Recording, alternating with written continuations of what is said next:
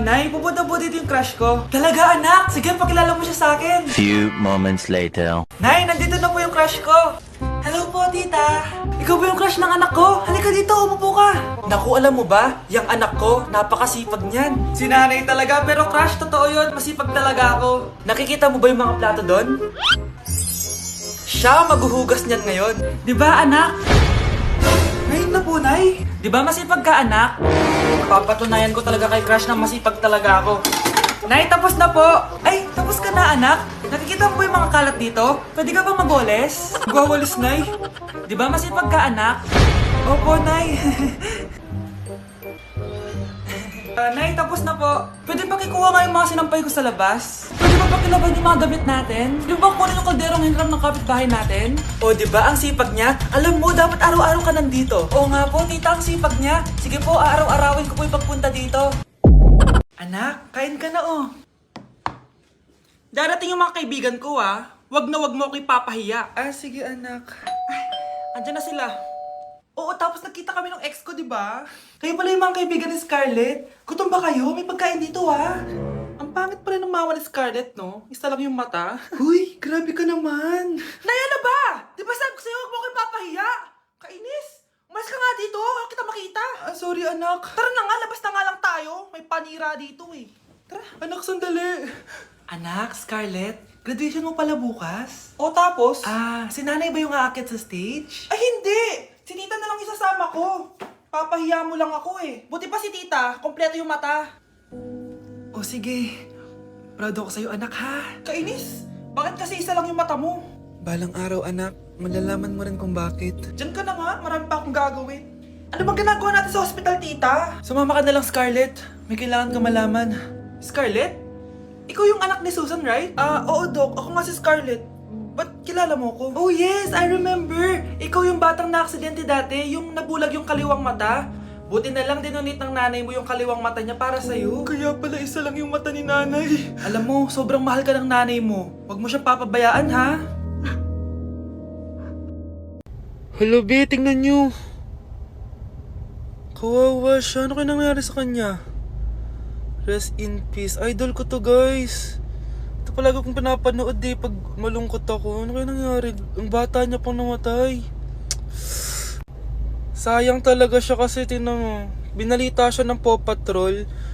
Talagang legit to guys. Nakakaawa siya. Feel ko nalunod siya kasi ito ata yung last picture niya guys. Tignan niyo nasa dagat siya. Nakakaawa guys. Kaya kayo wag kayo magpaniwala sa fake news no.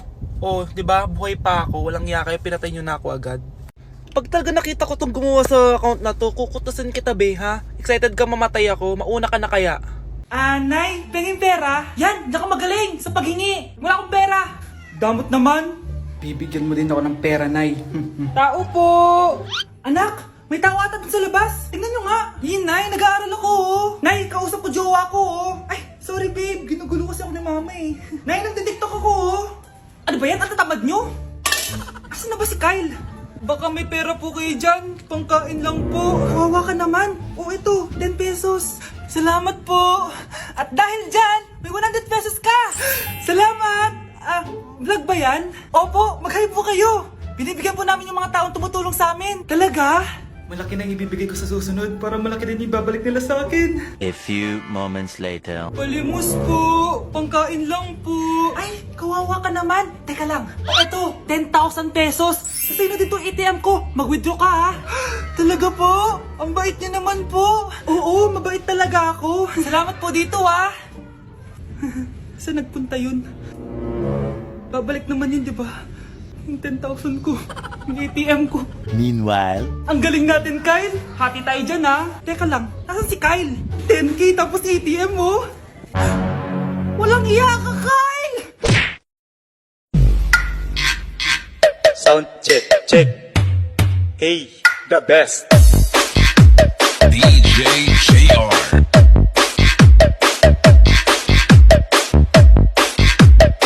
Okay, class, magdi-discuss ako. Makinig kayo sa akin, ha? Oh, grabe, ang ganda ko talaga. Masaya na naman siya, oh. Munda ka sa akin. Ma'am, di ba po bawal mag-makeup kapag oras ng klase? Si Scarlett kasi nagme-makeup po. Lu, pero pag ikaw pwede? Basto. Ay, oo. Mamaya na yung makeup na yung Scarlett, ha? Makinig ka sa akin. Di na siya makakapag-retouch. Okay, class. Dalawa ang naka-perfect sa exam natin. Si Cheska. Expect ko naman na perfect ako eh. At si Scarlett. Perfect din ako. Talagang nilalabanan ako ng babaeng to. Patingin na test paper mo. Ma'am, di ba wrong spelling is wrong? Mali yung pneumonia niya, oh. Walang P sa una. Ha?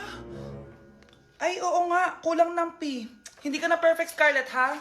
Ayan, ako na ulit ang highest dito sa klase. Kontrabida talaga tong si Samantha sa buhay ko. Bakit di nagre-reply yung jowa ko? Saan na ba yun? Tagal naman ni Scarlett. Saan na kaya yun? Hi, Miguel! Oh, Samantha, samahan mo naman ako sa kantin. Libre kita. Di pwede. Hinihintay ko yung jowa ko. Ha? Nasaan na ba yun? Yay! Sasamahan mo ako!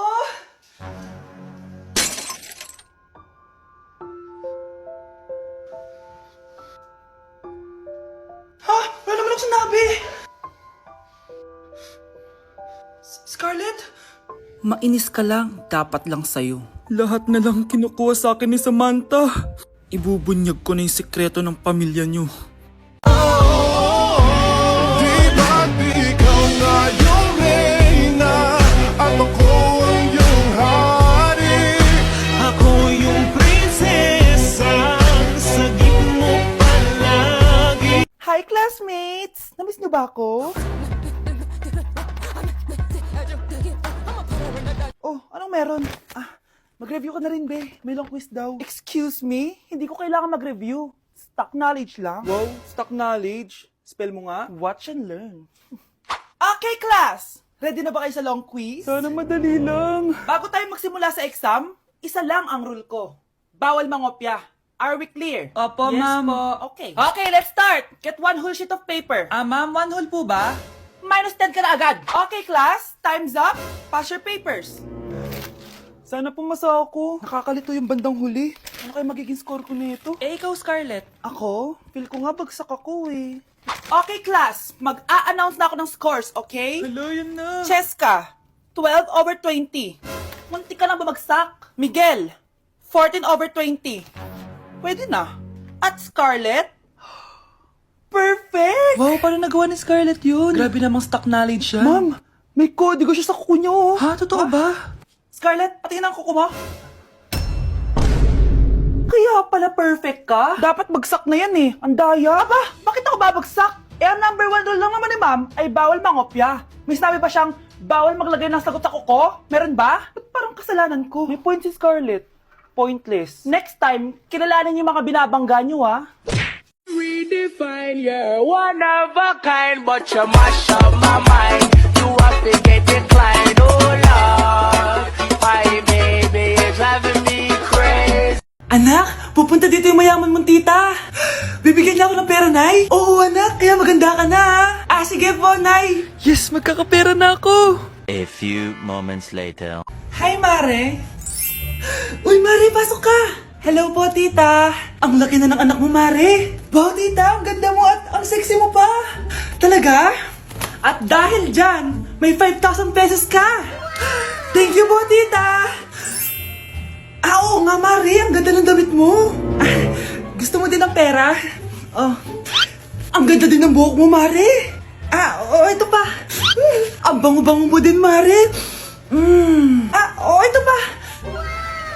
Ang pogi naman ng anak mo, Mare. Siyempre, mana sa akin. At bibigyan ko ng 1 million pesos at house and lot kung sino man ang mapapangasawa ng anak ko.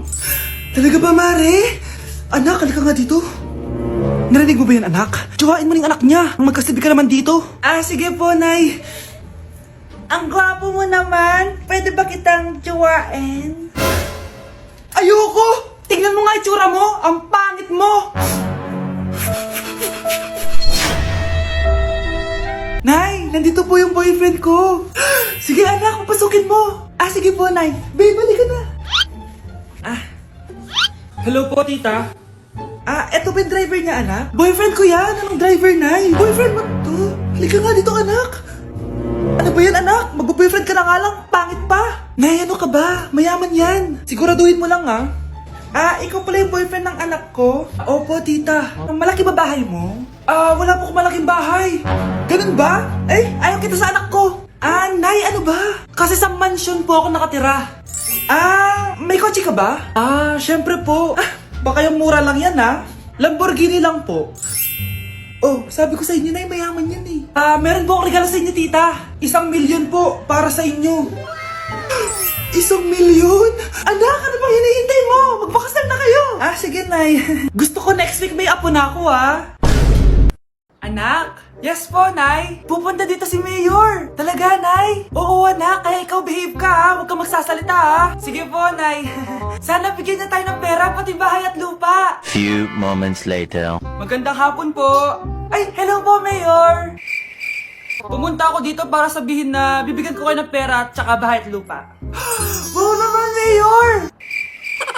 Basta ako ang iboboto nyo sa susunod na eleksyon. Opo, Mayor, kayo po yung boboto namin. Tanungin natin anak mo. Ako ba ang boboto mo? Ayaw naman ata ng anak mo eh. Anak! Mukhang ayaw talaga eh. Ibibigay ko na lang sa iba yung pera tsaka lupa. Aalis na ako. Kamusta? Excited ka na bang pumasok? Ano ba dapat oras ang next schedule mo? 9, So bakit nandito ka ng gantong kaaga? Anong oras ka pa pumunta dito? 6, 6 o'clock? So anong nararamdaman mo na face-to-face classes na? wala. Masaya ka ba? Opo. Okay, so masaya siya na parang nalulungkot si ate. Anak siya ni Miar. Ako siya ni Juicy. Apo siya ni Elsie.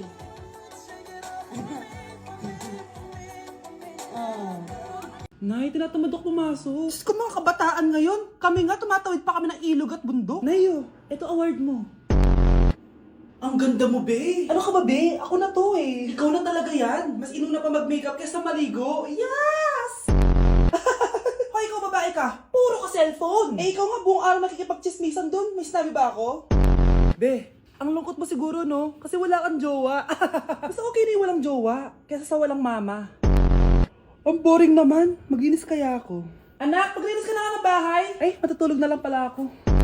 Be, nagugutom ako. Kain tayo. Huwag na, be. Nagtitipid ako. Tara, libre ko. Sige, tara.